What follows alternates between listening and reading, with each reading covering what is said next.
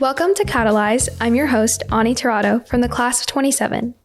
It's been nearly 3 years since Morehead-Cain launched the Sophomore Selection process in 2023 to identify second-year students at Carolina who demonstrate exceptional scholarship, leadership, and character.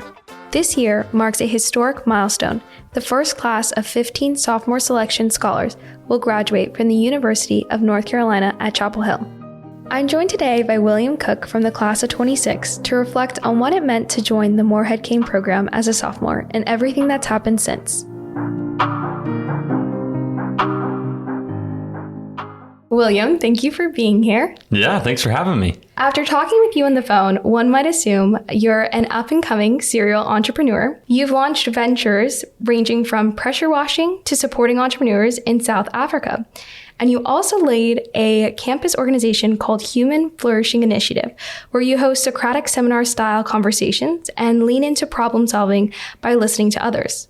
All of those are incredible attributes of a strong business leader. And before we dive into all of that, though, I want to start at the beginning. Tell us about your roots. Where are you from? What are you studying? And how did this entrepreneurial mindset first develop?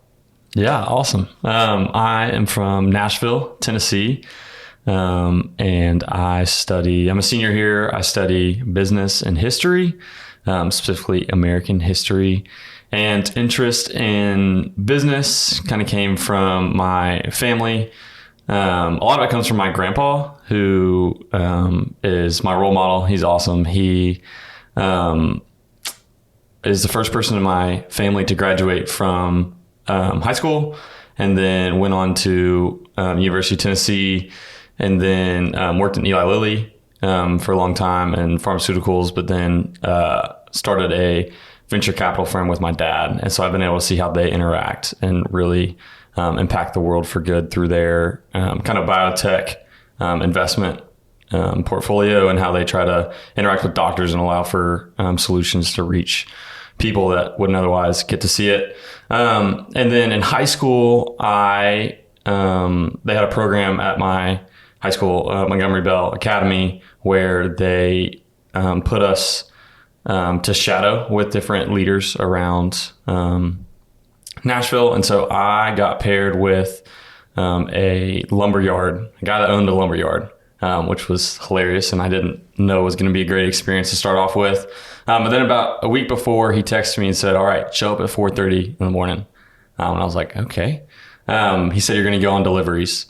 And so I went out on delivery with one of his delivery drivers, and I got to hear his story and how Mr. Hales, the owner of the business, really poured into him and heard stories along the day. I first met with Ray at 2:30 that afternoon, so I spent all day with different people in the business leading up to him, and the whole thing I heard was not necessarily much about the business, but all about how good of a leader Mr. Hales was and how much he cared for his people, from flying someone out to rehab and then having him back. And that was the guy in charge of the yard manager, to this guy that I was on delivery with, had been like wrongfully arrested for not paying his property tax. And Mr. Hales had bailed him out, it was on Thanksgiving, had him with his family for Thanksgiving Day, and then got the situation figured out. And so all that I heard every day was all throughout the day was that he really cared for his people. And I was like, okay, I don't know where I will do that, or what it'll be like, whether that's lumber or something else, but I want to do what he's doing. He was a business leader, and he was like, I can do everything else I need to do at home, but I can't replace the time, that I spend with my people. That's really sweet. So you said you're from Montgomery Bell Academy in Nashville. What were your aspirations when thinking about college, and how did UNC first come onto your radar? I think when I was thinking about college, I remember going on 15 college tours with my brother when I was an 8th grader or 9th grader. And so I was like, I don't want to go on any more college tours if I don't have to. But then as I really started kind of diving into what I thought I wanted, I knew I wanted a place that would challenge me academically, and somewhere that could do that in a lot of different areas, which I knew UNC could do because they across the board have pretty great programs.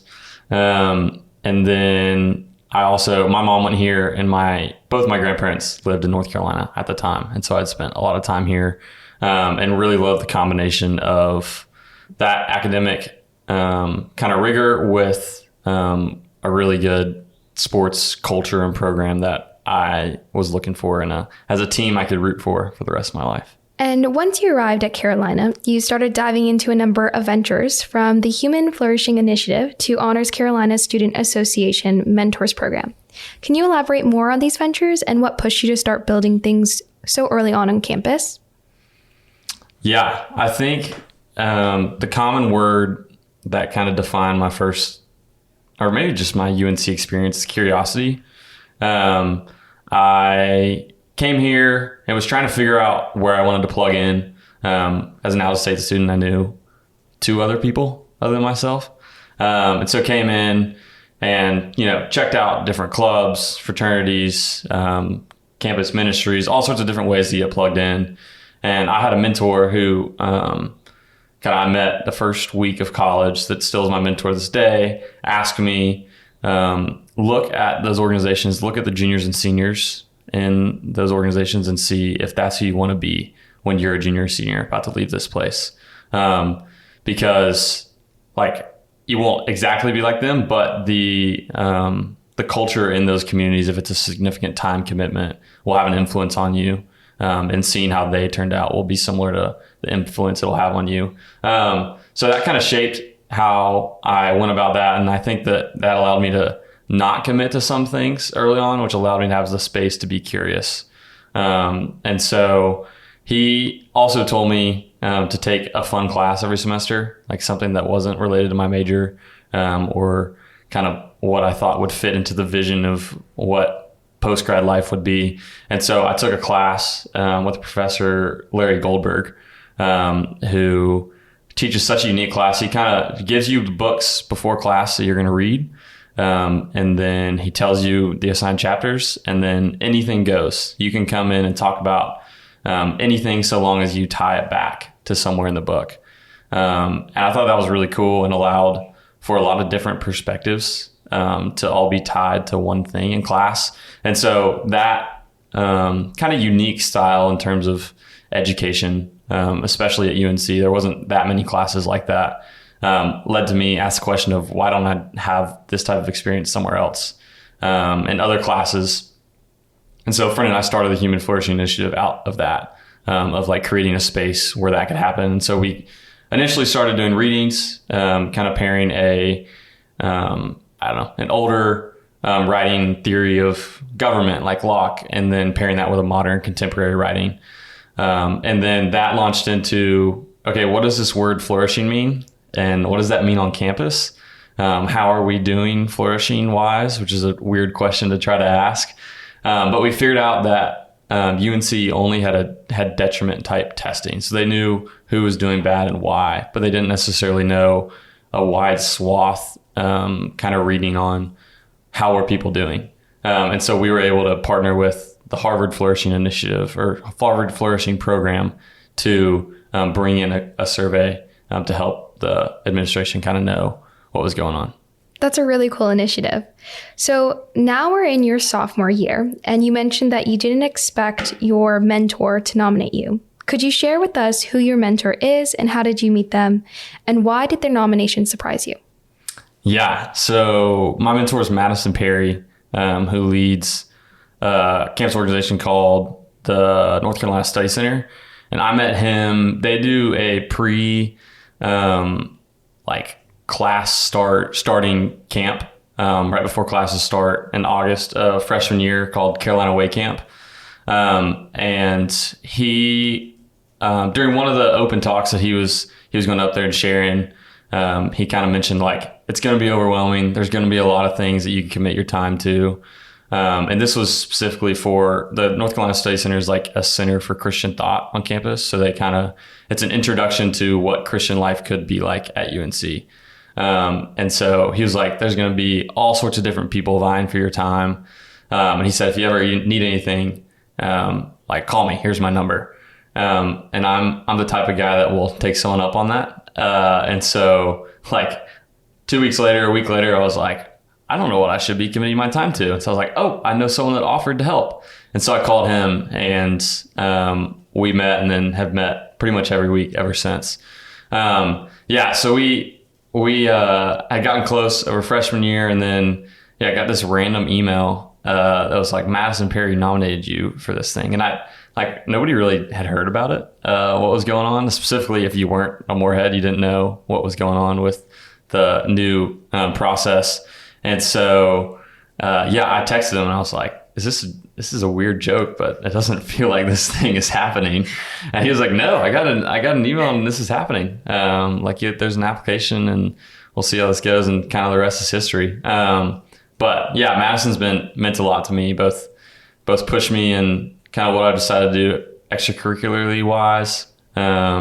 He was our faculty sponsor for the Human Flourishing Initiative, and has pushed me kind of with friends, with academically, and kind of in all areas of my life, which has been sweet.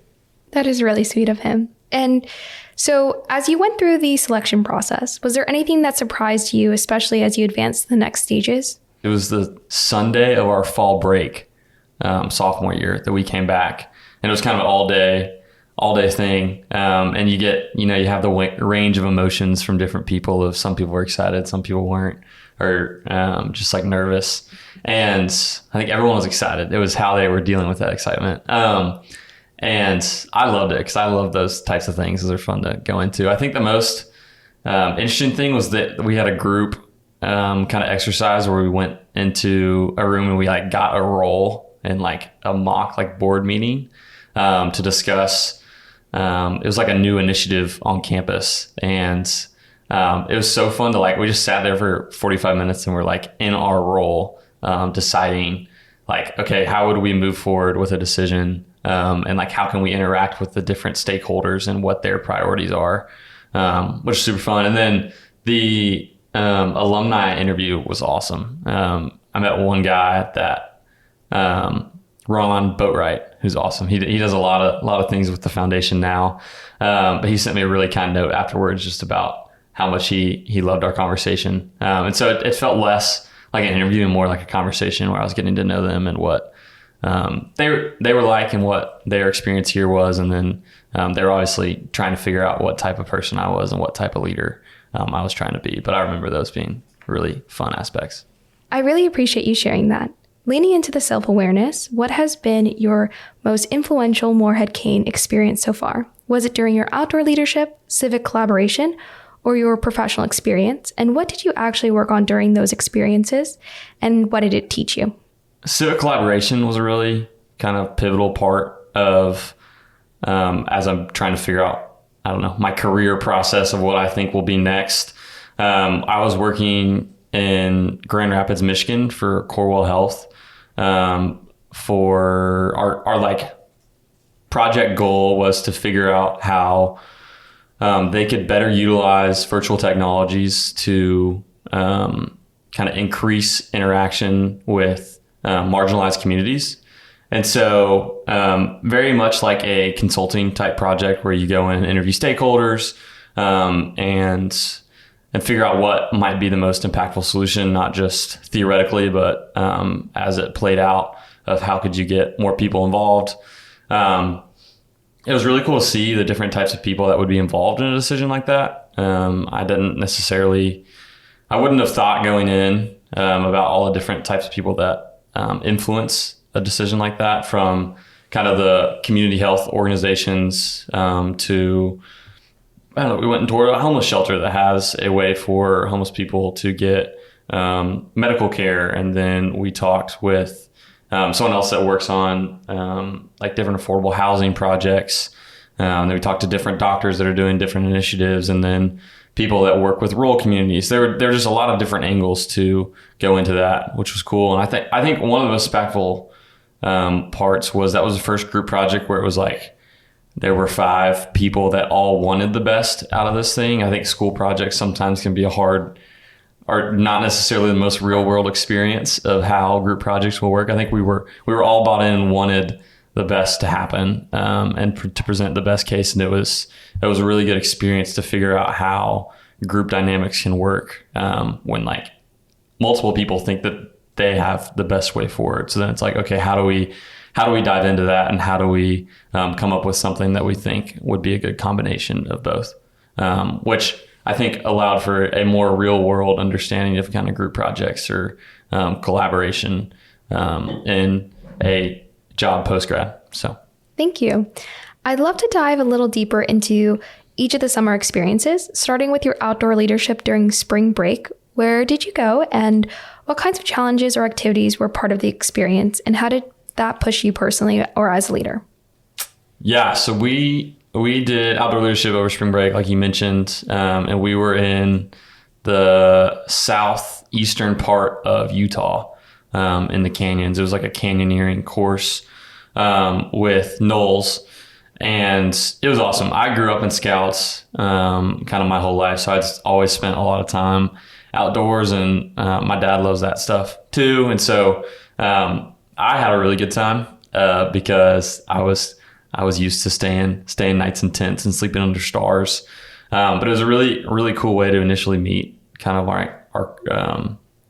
our class of the sophomore selection process. And I think it really bonded us from the start of just everyone had different comfort zones going into it and felt differently about, sleeping in a tent and not being able to shower. But I think by the end, it had bonded everyone of like, yes, it was a stretch experience in different ways for different people. But it was fun to be able to do that. And then you get to kind of get a taste of what leadership might be like they have you lead different hikes. And because ours was a shorter program, we got to do a little bit less of the solo travel and sort of thing that the month-long ones in the summer get to do. But we still got a taste of what that was like, and kind of figured out the different leadership styles that others in our class had, and how I think that was a good reflection on what my leadership style was. And like, I loved to lead out front, but then that meant that I needed to do a good job of supporting the people that weren't as outspoken, which was a really fun learning. And it was beautiful, and sleeping under the stars is a pretty cool feeling. I love my outdoor leadership. So earlier you talked about civic collaboration experience, so we'll move into the professional experience. And what role did you take on, and what did that experience teach you about working in a professional environment? I remember after civic collaboration, loved coming up with the process, loved kind of being able to present something that I thought really would make an impact. But I was kind of frustrated that I was having to leave and I wasn't going to be able to implement what I thought would work. And so I was like, okay, maybe I don't want to do consulting for this summer. So I worked for a nonprofit in South Africa called Reconstructed Living Labs. And our labs does a lot of work to help people in townships kind of learn entrepreneurial skills to be able to kind of rise out of the current situation they're in. And there's a lot of social and political factors in South Africa that are kind of crazy and would take their own podcast to explain, and probably wouldn't do it justice. But our labs does a really cool job meeting people where they are, and kind of with a range of programs from people that haven't graduated high school all the way to people that are 3 years into a launched venture. And so I got to see kind of a lot of different stages of ideas.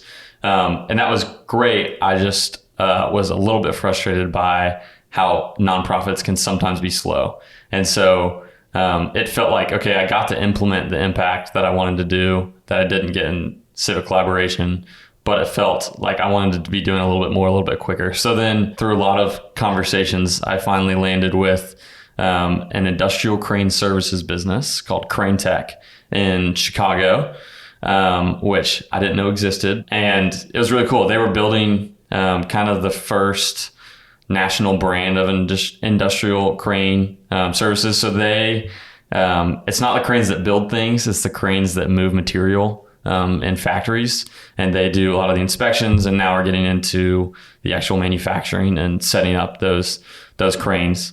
And so I was working on the strategy and operations team under the guy in charge of operations, and got to see kind of everything, which was fun. They have a small but nimble team that does a lot of random things, kind of all the things that need to happen for this new business. They were about 2.5, 3 years old when I joined them.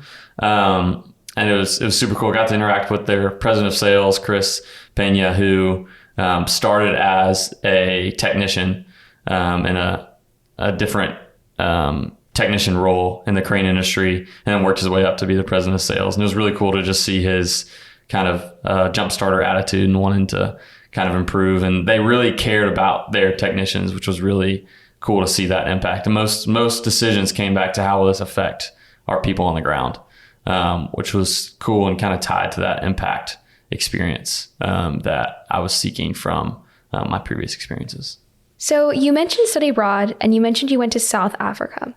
So when you decided to go to South Africa, what interested you the most about it? Was it purely the nonprofit work, or was there something else? One thing is I needed more honors credits, and that was an easy way to get it. And the way that the honors college here designs their study abroad programs is pretty unique. They have 2 in London and Cape Town, but you do internships 4 days a week and get class credit for them, and then you go to class on Fridays, which was pretty cool and kind of a neat way to not just go somewhere else and take a class, which I was like, I almost would rather just do that at UNC if I'm going somewhere else, I want to have a different experience. And that's what this allowed me to do. And yeah, I think also as a business and history major, I don't know how many more better combinations there are than South Africa with a evolving economy and just such a rich history of different things. And with the apartheid so recent,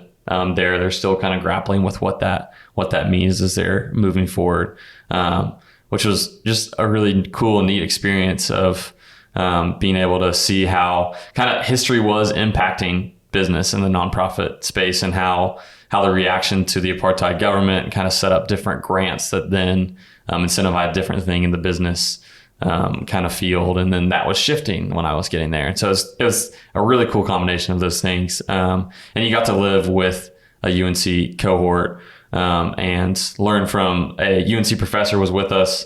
And then there's also a local professor that taught us. That sounds like a wonderful experience. So now looking back on all of those, you've learned so many lessons and turning points, and the Morehead-Cain community often speaks at length about leadership and service. How have all of these experiences shaped the kind of leader you aspire to be? It really made me want to care about the people. I think I was already wired towards that from my family and just honestly from my faith background as well, of really prioritizing people and them feeling supported and knowing how their role is contributing to a larger picture. But I saw how I got to see little tidbits of how that was the case in different situations, different experiences, which was super fun. I think something that has been really impactful as I've kind of led into different things is knowing my answer of like why I'm doing something. And specifically before I'm talking to someone, asking them to help me with an internship or with a job or with kind of something as a club on campus or different things. I think understanding my why of like, okay, here's what I've done in the past and here's what I've learned from it. And here's why I think this is the next step I should take, or here's the reasoning for why this is the path forward for this organization or this type of thing. I think spending that time of reflection beforehand will be a key facet of how I'm a leader in the future, because yes, as a leader, you're kind of called to make a decision with like 50 to 60, maybe 70% of the information, but that doesn't mean you can't take a second to be like, okay, what are the inputs that are getting put in right now, and what will that effect be? And then, okay, why are we moving forward with what we are? Thank you. Over the past 4 years, you've learned a lot about yourself. And with graduation coming up in just 3 months, how do you feel to be in your final semester, and what emotions come up? Yeah, I think honestly, it's a mixed bag of emotions. A lot of excitement for what is to come and the opportunities that might be out there, and I don't know what they are, and that's part of the fun of it. Most of the people that I've talked to had no idea the job that they're doing right now existed when they graduated college, so that that gives me hope that there's really fun and impactful things coming. And that hopefully I'll be in those spots. And honestly, a lot of it is kind of trusting that I'll be put in the spots where I can make that impact if that's what I'm supposed to make. But I think it's also sad. I was talking the other day to my dad and a group of people, and I was like, he was the dad that like you walked to the college campus and was like, oh, I remember that building and this happened here and this happened here. And I always thought that was corny. But I'm like totally going to be that person in like 5 or 10 years, walking back at UNC and talking about, oh, I remember this happened here at the study center. There's a foundation here. Oh, I had a class there, like in Lenore, and eating cholinade in the bottom of Lenore. Like that is totally going to be me.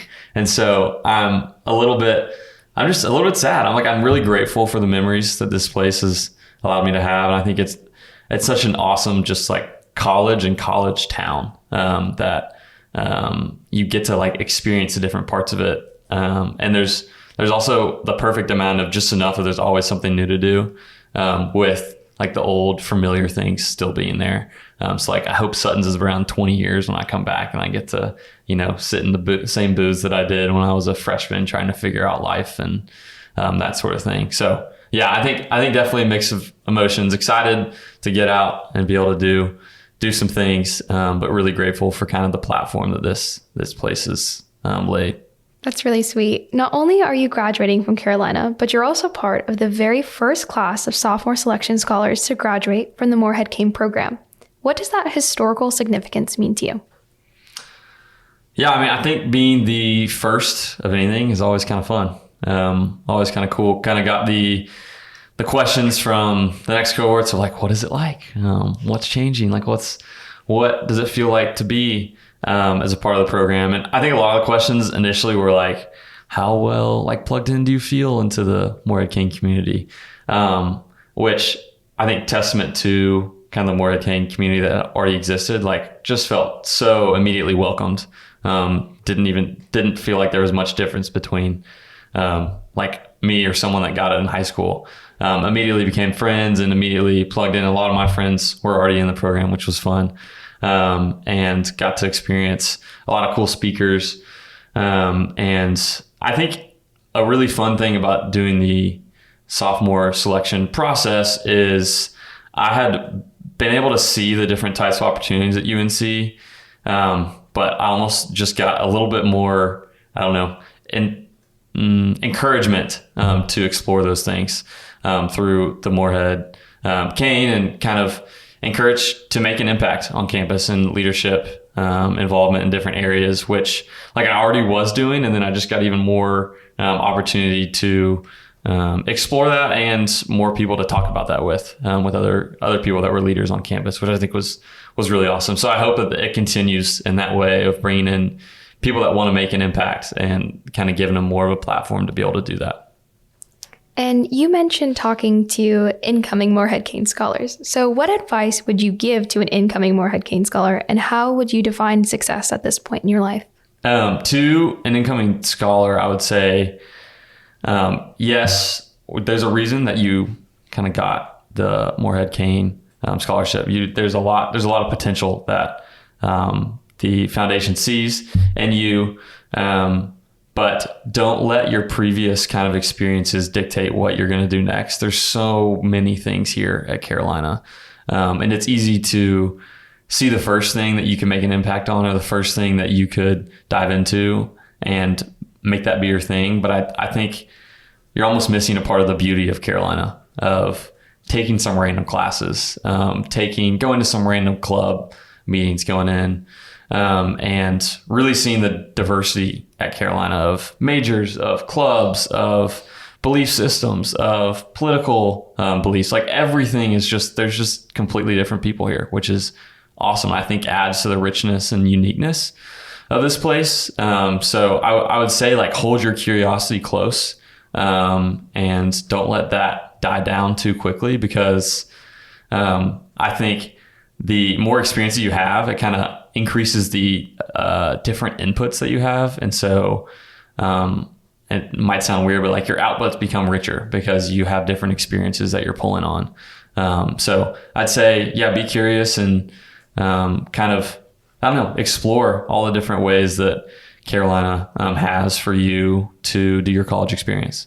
Success has definitely changed in my mind over college. I think coming in, it's easy to be kind of accolade oriented of what success is, of having the best internship or going to the best college out of high school. And it's easy, especially if you're coming to Carolina or coming in as a Morehead-Cain scholar, to kind of feel like, okay, I've been successful. Like this is kind of a stamp of approval on my success. But my look now is kind of different. And I would almost caution towards that, because I think that leads to a little bit of potential complacency and not kind of keeping on being curious and keeping on the paths that got you to the current spot. Like I think it's successful. And I had a successful college experience because of all the different random things that I did. And I feel like I went down multiple different avenues. Like Charles Konkolix and I, another scholar of the class of 26, we like have a monthly interesting person conversation. It's just someone random, sometimes in the Morehead-Cain network, sometimes not, sometimes just one of our random friends from home's dad, like something random. And for example, we got to learn from one of Ben's friends about the interaction between gateway communities in national parks in Alaska is what he works on, and how the towns right outside of a national park's entrance interacts with the national park, and how their kind of relationship can blossom and really be aligned on what their goals are. Something I didn't even know I could have maybe been curious about or learned about in college, but happened just because we kind of set aside this time. We were like, okay, we want to find an interesting person. And we were talking to Ben one day, and he was like, oh, I have this other friend that you should talk to. So yeah. Thank you. Hearing your story, your gifts, and your curiosity has truly been a pleasure. So as we close this chapter and look ahead, what's next for you after graduation, and what excites you most about this next chapter? I don't know what I'm doing, which is kind of fun at this part.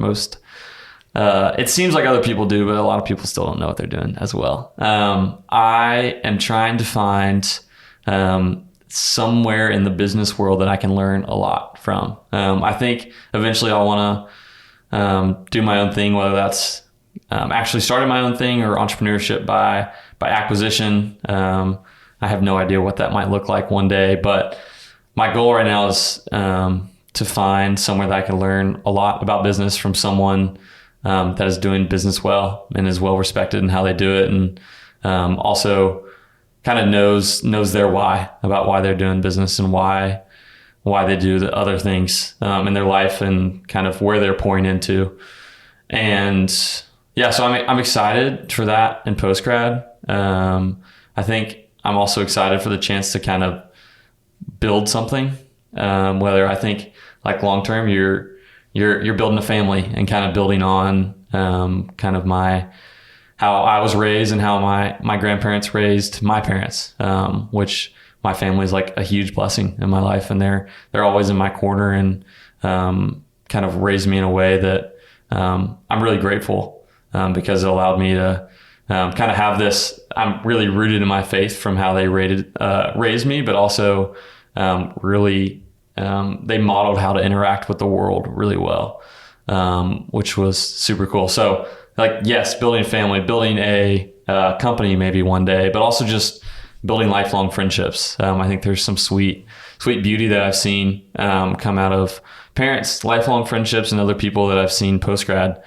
And so I'm excited for what that may hold. And as much as I wish I could stay in college, I think that kind of the college phase has a fixed amount of time in our life for a reason. I think you're supposed to be taking all these inputs and doing all this kind of exploratory work to then be able to go out and make an impact on the world. And that will change, of course, and I don't even know how that will actually play out in 5 years, let alone 1 year from now. But I'm excited. That's very insightful. And to close us out, if you had to describe your college journey in 3 words, what would they be and why? I'm going to say hopeful, exploratory, and fun. college is a lot of fun. Went to a lot of fun sporting events. I don't think I missed a home game home basketball game this semester, except for Christmas break when I was home. So like had a lot of fun, undefeated home season. But also with friends, super fun getting to know a new community of people, especially being from out of state. I think exploratory is kind of self-explanatory based on how I've talked about. Just curiosity has led me to a lot of different avenues and different ways to explore Carolina, from different clubs, from HFI to eventually leading me to Morehead-Cain through the sophomore selection process. And I think hopeful because I think my experience has shown me that the next generation really does care about what's going on. And so I'm really excited to see what we all do. And hopefully we can help each other towards our different paths of how we see the future unfolding. So.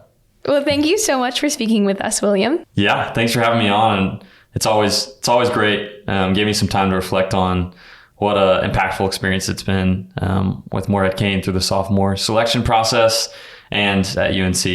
And I'm biased, but I think it's the best university ever.